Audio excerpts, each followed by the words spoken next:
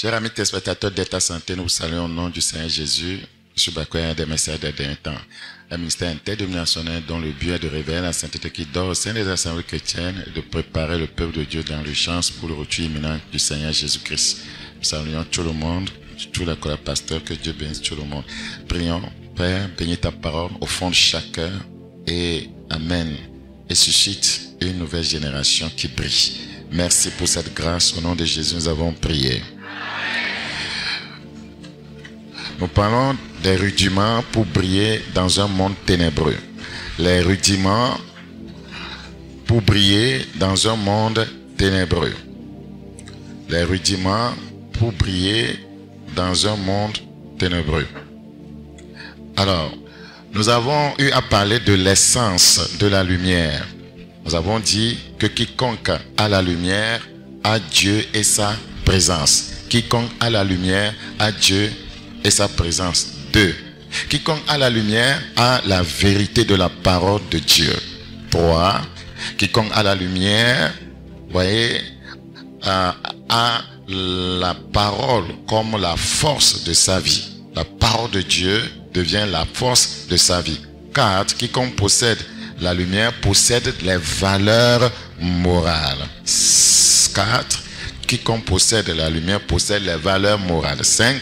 Voyez, celui qui a la lumière a la direction et la guidance. 6. Celui qui a la lumière a la puissance de l'influence. Mais cela ne suffit pas d'avoir la lumière ou de posséder ces 6 éléments. Si vous les possédez, voyez, c'est une très bonne chose. Mais ce que vous possédez, voyez, doit se manifester.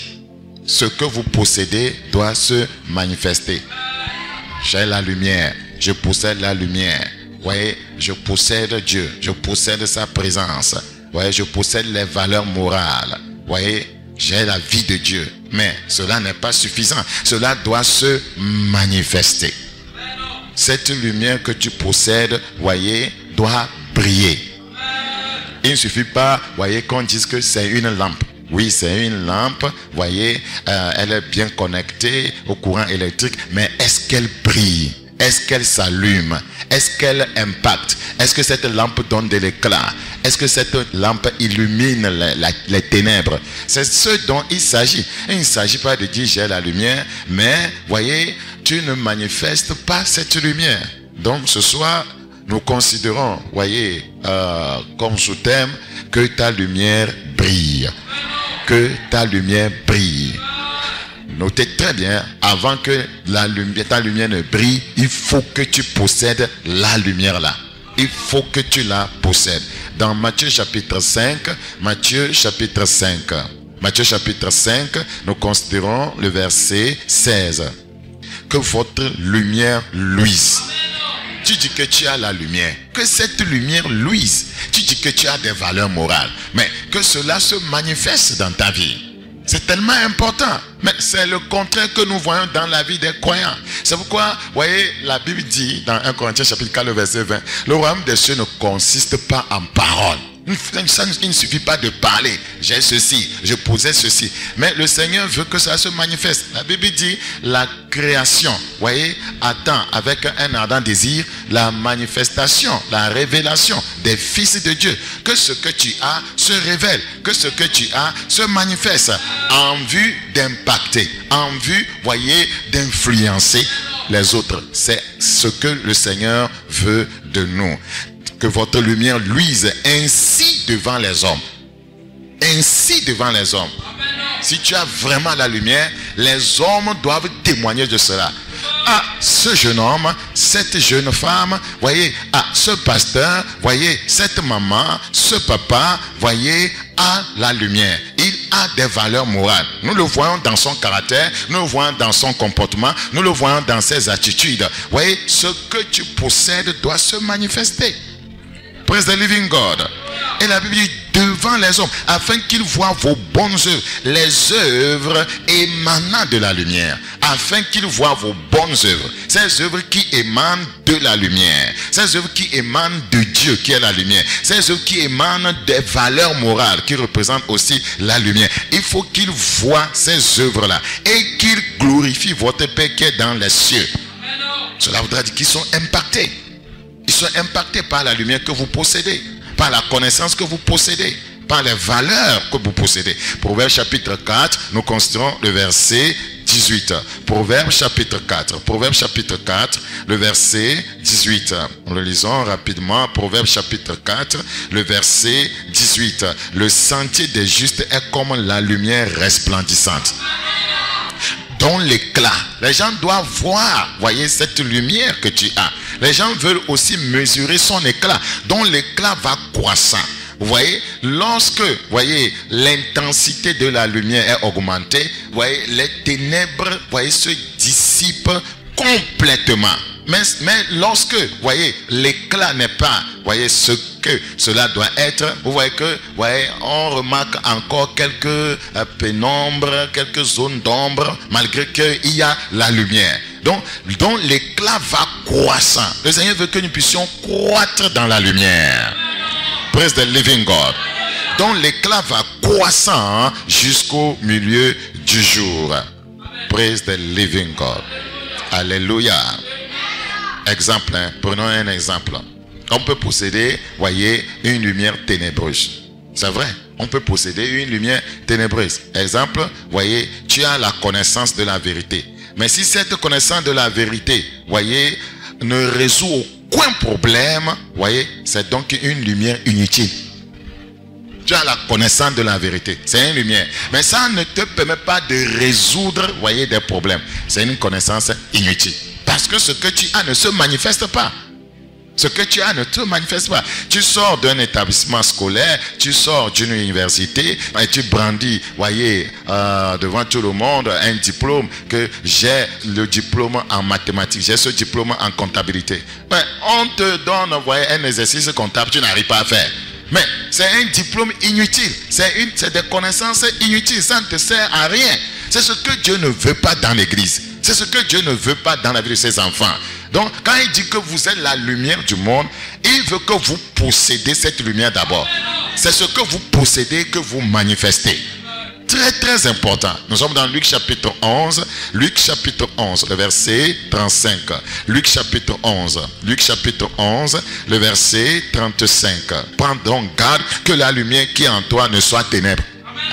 Peut avoir une lumière ténébreuse, une lumière inutile, une lumière, voyez, qui n'aide pas. Nous sommes dans 1 Jean 2, 1 Jean chapitre 2, nous considérons le verset 9. Il est écrit au verset 9 de 1 Jean chapitre 2, celui qui dit qu'il est dans la lumière et qui est son frère est encore dans les ténèbres. Il dit qu'il a la lumière. Cette lumière ne se manifeste pas. Si tu as la lumière qui est Dieu, la parole de Dieu, ouais, si tu as la lumière qui est la vérité, tu ne peux pas haïr ton frère. Tu es encore dans les ténèbres, tu ne peux pas le calomnier. Tu es dans les ténèbres, tu ne peux pas faire la promotion de la division. Tu es dans les ténèbres. Beaucoup pensent qu'ils ont la lumière, mais ils ne l'ont pas.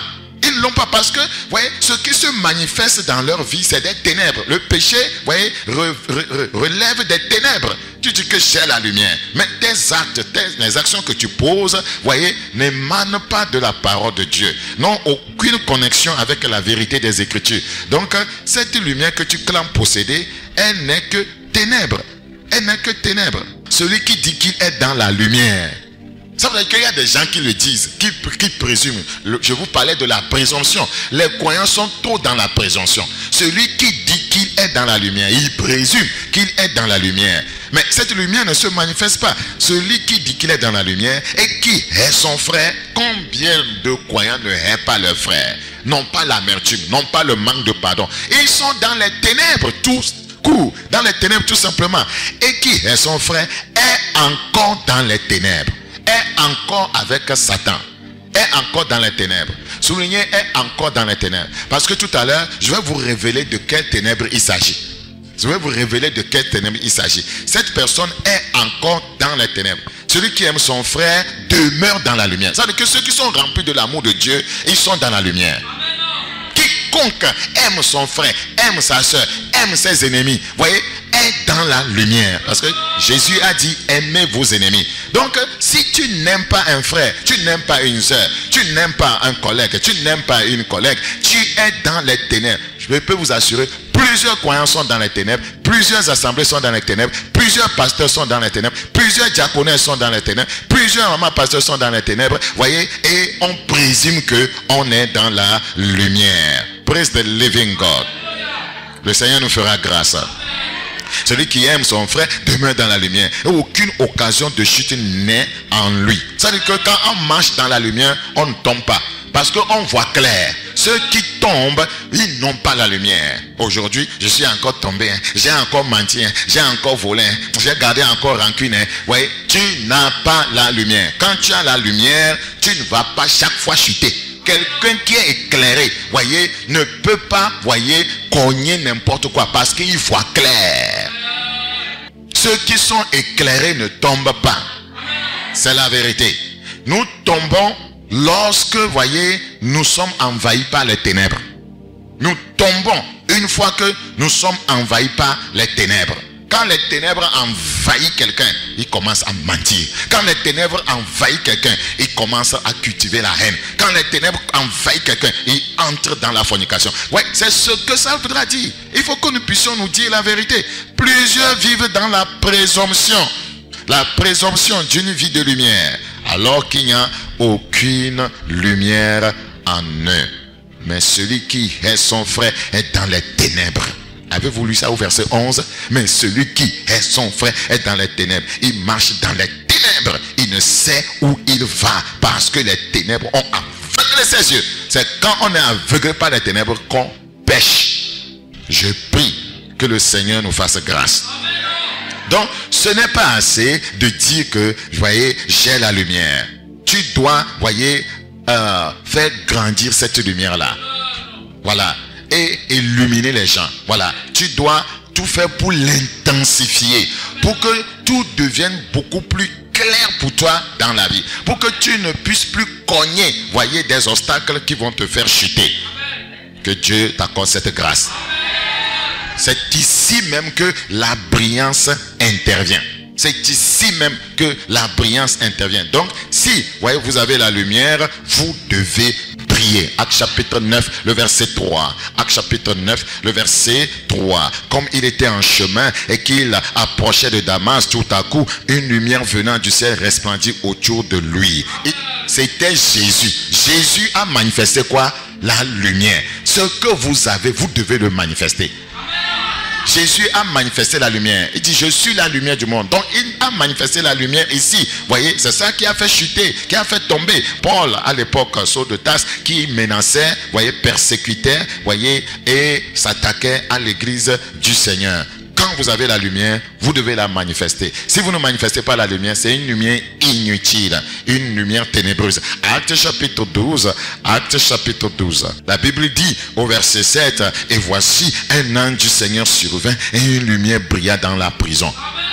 Jésus manifeste la lumière, les anges aussi, voyez, disent qu'ils ont la lumière. Et eux aussi manifestent la lumière. Donc, toute personne qui dit qu'elle a la lumière doit faire quoi? Doit la manifester. Doit la manifester. Et l'ange, et la Bible dit, voici un ange du Seigneur survint et une lumière brilla dans la prison. Celui qui a la lumière brillera de cette lumière. Dans ses actes. Celui qui a la lumière brillera de cette lumière. L'ange réveilla Pierre en le frappant au côté et en disant, lève-toi promptement. Les chaînes tombèrent, voyez, de ses mains. Quiconque a la lumière influence les chaînes ennemies. Brise les chaînes ennemies. Alléluia, alléluia. Donc, quand nous disons briller, nous devons, voyez, définir le contexte. C'est très important. Voilà, dans lequel il faut briller. Dans quel contexte il faut briller. Donc, la lumière brille quand il y a les ténèbres. C'est dans ce contexte qu'on brille. La lumière ne brille que là où il y a quoi? Les ténèbres. La lumière ne profite que là où il y a quoi? Les ténèbres. Là où il y a les ténèbres. Si en plein jour, ouais, il y a des maisons comme ça, en plein jour, les lampes sont allumées. Le soleil brille bien au firmament. Les lampes sont allumées. Mais ça aide qui? Mais ça n'aide personne. Mais lorsque les lampes sont allumées au sein des ténèbres, ça aide beaucoup. Lorsque vous voyez une lumière jaillir dans les ténèbres, ça aide beaucoup. Lorsque vous rentrez dans une classe d'élèves ignorants et vous avez la lumière et vous commencez maintenant à les éduquer, vous êtes utile. Vous voyez, la lumière brille là où il y a les ténèbres. Praise the living God. S'il n'y a pas les ténèbres, vous ne verrez pas l'excellence de la lumière. S'il n'y a pas les ténèbres, vous ne verrez pas l'excellence et la gloire de la lumière. C'est la vérité. Dans Jean chapitre 1. Jean chapitre 1, le verset 5. Jean chapitre 1, le verset 5. La lumière luit dans les ténèbres. C'est dans ce contexte. La lumière luit dans les ténèbres. Et les ténèbres ne l'ont point reçu. Et les ténèbres ont fui. Et les ténèbres ont reculé. Et les ténèbres n'ont pas pu s'accoupler avec cette lumière-là. Praise the living God. Donc, une chose est d'avoir la lumière. Une autre chose est de briller de cette lumière-là. Acte chapitre 13. Acte chapitre 13, le verset 47. La Bible dit, car ainsi nous l'a ordonné le Seigneur. Je t'ai établi pour être la lumière des nations. C'est-à-dire que le Seigneur, voyez, qui brille, les anges aussi brillent, Dieu brille. Et voyez, le ciel veut aussi que, voyez, ceux qui font partie de ce royaume brillent. Je t'ai établi pour être la lumière des nations, pour porter le salut jusqu'aux extrémités de la terre. Ce soir, un jeune sera la lumière dans sa famille. Un jeune sera la lumière dans son école. Un jeune sera la lumière dans sa génération. In the name of Jesus. Dans Acte chapitre 26, Acte chapitre 26, Acte chapitre 26, le verset 13. Vers le milieu du jour, ô roi, je vis en chemin resplendir autour de moi et de mes compagnons une lumière venant du ciel. La vraie lumière dont nous devons briller doit venir du ciel. Elle doit émaner de Dieu.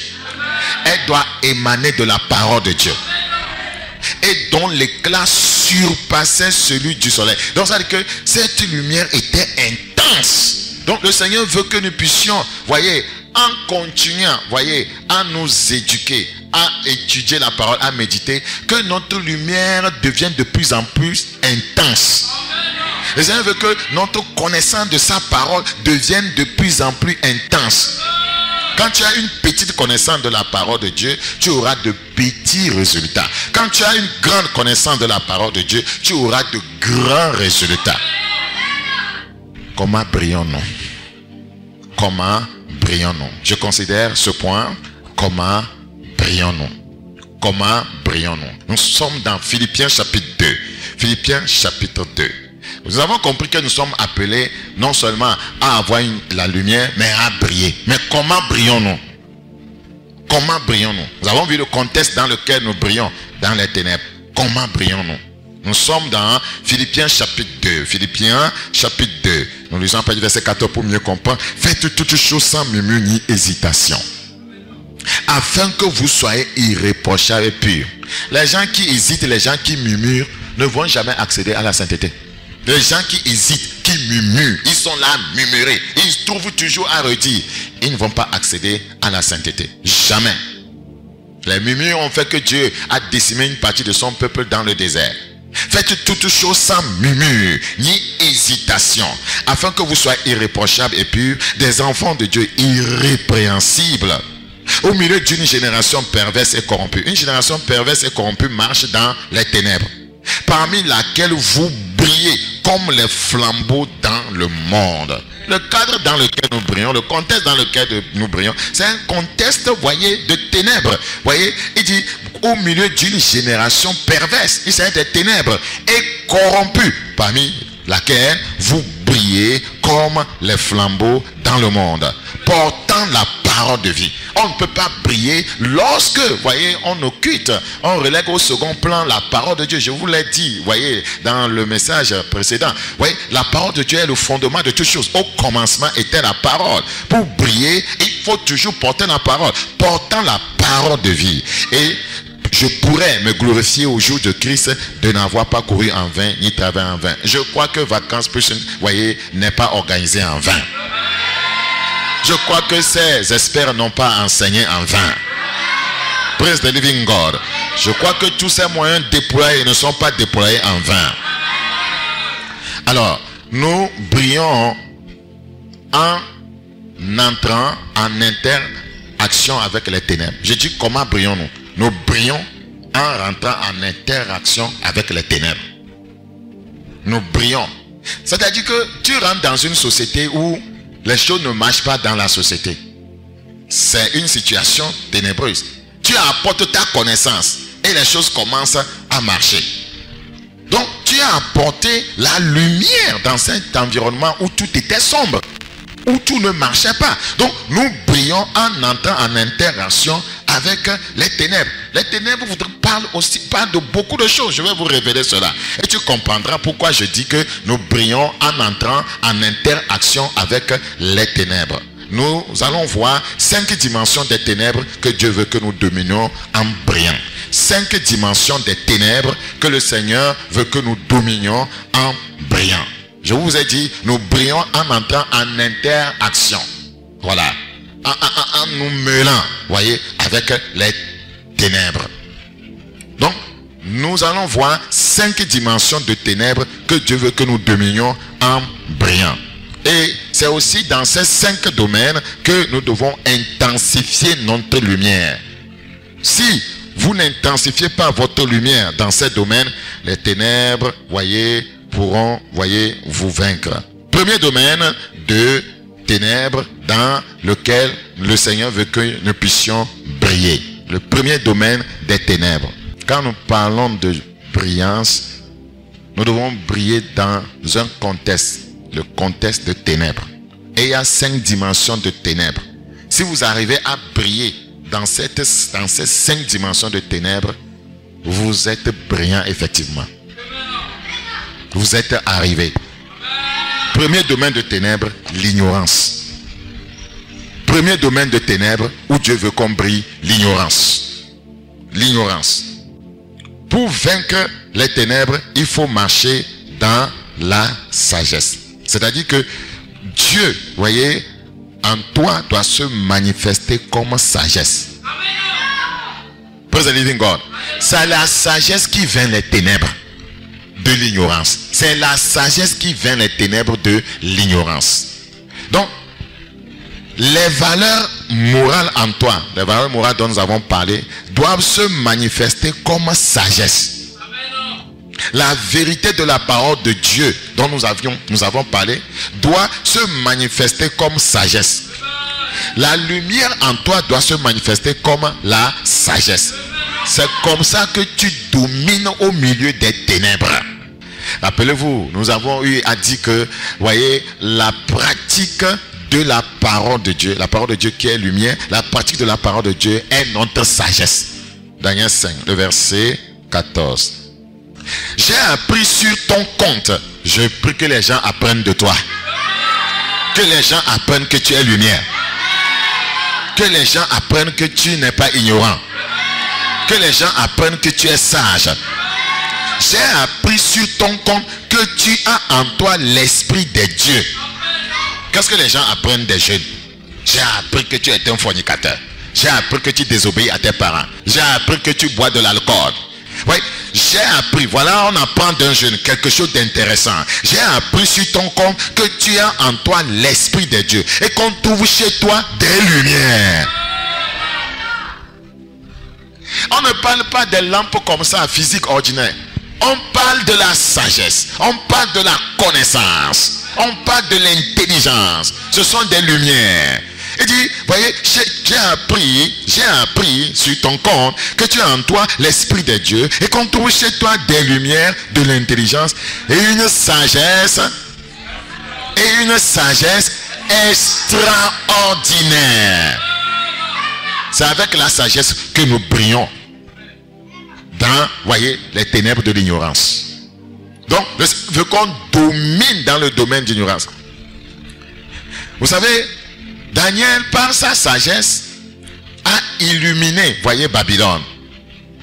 Ce que les magiciens ignoraient, lui, par sa sagesse, par la lumière qui était en lui, par son intelligence, voyez, il a amené des réponses par sa sagesse. Le verset 11, allez un peu plus, voyez, haut. Le verset 11, la Bible dit, nous sommes dans Daniel chapitre 5, le verset 11. Il y a dans ton royaume un homme qui a en lui l'esprit des dieux saints. On dira, il y a dans cette famille un jeune rempli de lumière. Il y a dans cette société, il y a au Togo, voyez, des jeunes, voyez, très brillants. Il y a dans cette université, il y a dans cette école, un jeune très brillant. Praise the living God. Ouais, il y a dans ton royaume un homme qui a en lui l'esprit des dieux saints, et du temps de ton père, on trouve chez lui des lumières. On trouve chez lui des lumières, de l'intelligence et une sagesse semblable à la sagesse des dieux.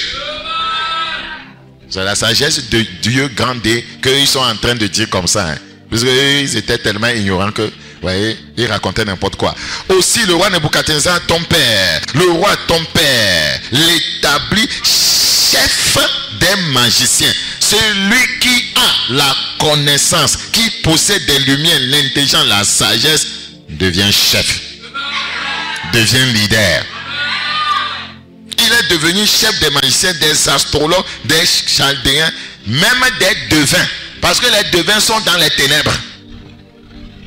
Praise the living God. C'est, vous voyez, comme ça que Dieu veut que nous dominions. C'est dans ce domaine que Dieu veut que nous dominions. L'ignorance se manifeste toujours comme ténèbres. Vous devez le savoir.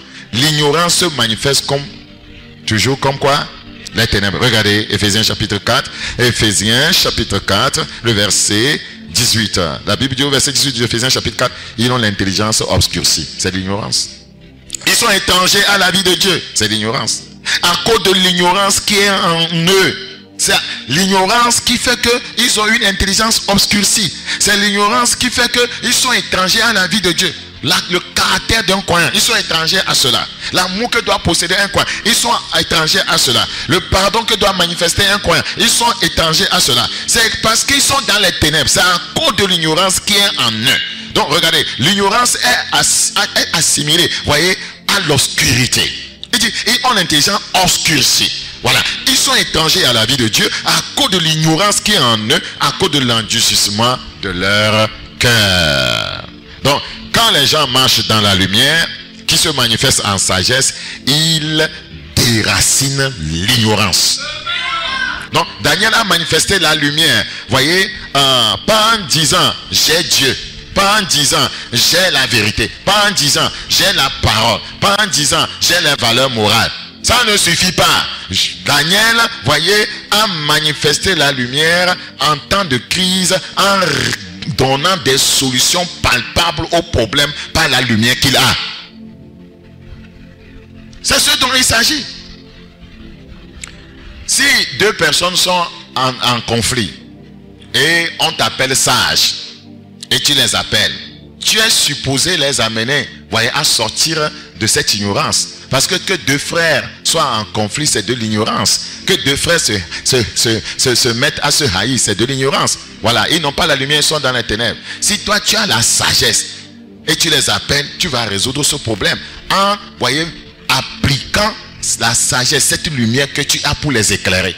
Quand tu vas finir de parler, ils vont dire, ah, grand frère, merci beaucoup, vraiment, tu nous as aidé quoi. Oh, merci de nous avoir réconciliés. Donc, le grand frère n'a pas que la lumière. Cette lumière a fait quoi? Elle s'est manifestée. Cette lumière, voyez, a impacté, voyez, ceux qui se querellaient. Et ils sont sortis de ce problème. C'est ce que Dieu veut. J'ai la lumière, j'ai la lumière. Tu ne résous aucun problème. Tu n'apportes aucune solution à la société, à ta famille, à ton entourage. J'ai la lumière. Moi, j'ai la lumière. Moi, je connais Dieu. Non, quiconque connaît Dieu le manifeste. La lumière doit être appliquée.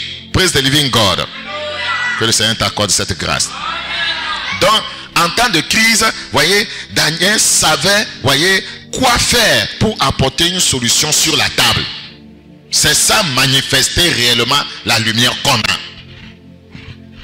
Tu es engagé dans une entreprise, voyez, et puis il y a un défi, voyez, financé dans l'entreprise. Si tu as réellement la lumière, la connaissance, si, voyez, tu as des compétences, tu vas apporter des solutions à l'entreprise et ces solutions vont résoudre ce problème financier. La lumière se manifeste.